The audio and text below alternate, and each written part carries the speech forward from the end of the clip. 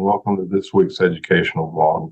I'm Jason Hatley, the Financial Planning Manager at Five Plan Partners, and today I wanted to make you aware of a piece of legislation that is currently making its way through Congress. Though it's not yet in its final form, it's commonly being referred to as the Secure Act 2.0 as it builds on the original Secure Act that was passed into law in December of 2019. As it currently stands, the legislation is in the form of two companion bills. First, the Securing a Strong Retirement Act that was passed by the House of Representatives back in March of this year, and the other, the Enhancing American Retirement Now, or EARN Act, that is expected to be passed by the Senate at any point. These two bills right now, there are some slight variations between the two. But the overarching theme and most of the provisions are largely the same.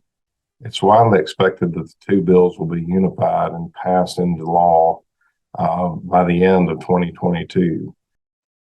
You may recall that the original Secure Act extended the required minimum distribution age on retirement accounts from age 70 and a half to age 72 for those who were born after July 1st of 1949. This new Secure 2.0 Act is proposed to extend the RMD age even further out to age 75. This is one area where the two bills take slightly different approaches to reach the same end goal.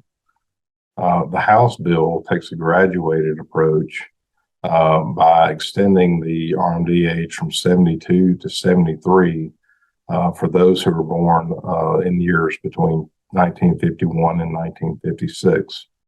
The RMD age will be 74 for those who were born in years 1957 and 1958. And then it would be extended all the way to age 75 for those who were born in years after 1958. By contrast, the Senate bill proposes a single step increase in the age all the way from 72 directly to 75, beginning in year 2032. So in other words, for those who were born in years prior to 1960, the age would remain 72. But for those who were born in year 1960 or after, the new required minimum distribution age would be extended to age 75. We'll have to wait and see which approach the final bill takes, but these give you some ideas of what's currently being proposed. The next topic I want to make you aware of is the idea of matching contributions on student loan repayments.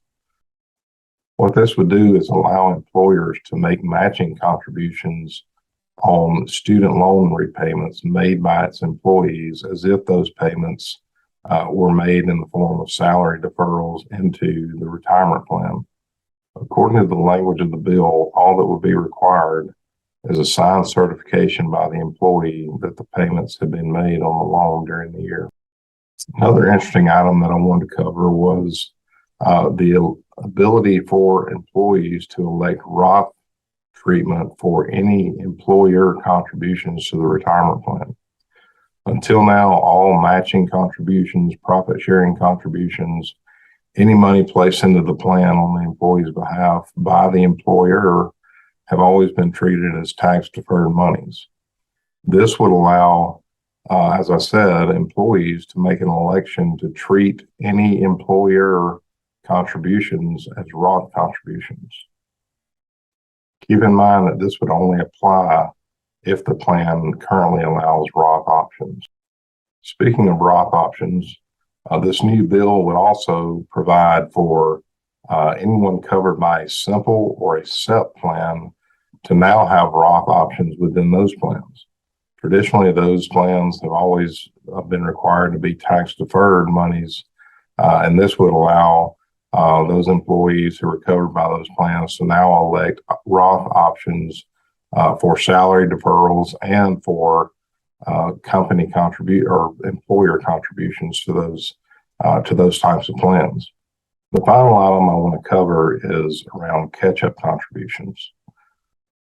Under current law, once you reach age 50, the IRS allows you to make additional catch-up contributions to your retirement plan.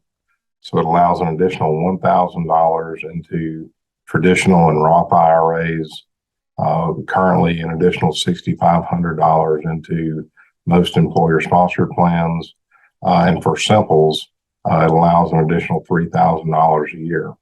The proposed bills provide for additional catch-up contributions for those who are working and have reached the ages of the early 60s.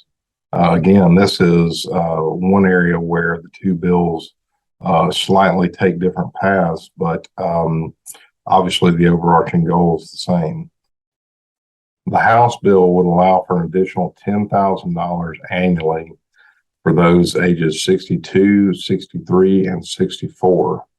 That $10,000 additional limit would apply to 401ks and 403bs, whereas simples would allow an additional $5,000 annually at those ages. Again, on the other hand, the Senate bill would allow the same amounts, the same $10,000 or $5,000 for simple plans, but for different ages, for those who are age 60 through age 63. Again, we'll just have to wait to see which proposal the final bill adopts.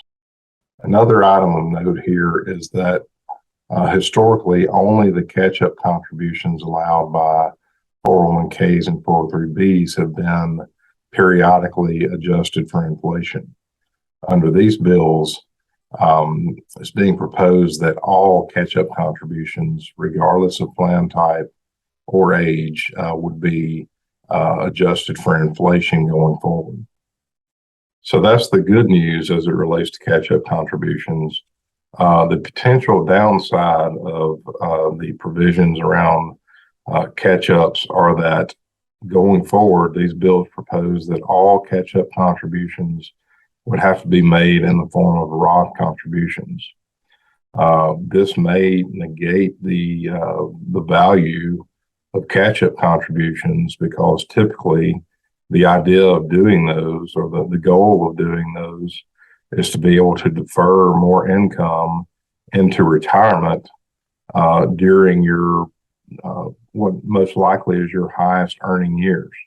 So the requirement to make these as Roth contributions negates that tax benefit. Again, I've only attempted to highlight the items in these bills that I feel like are going to be the most pervasively impactful to our clients. There are a lot more issues addressed by these bills, a lot more to be ironed out before the final version is passed. So just stay tuned and we'll keep you posted as things progress.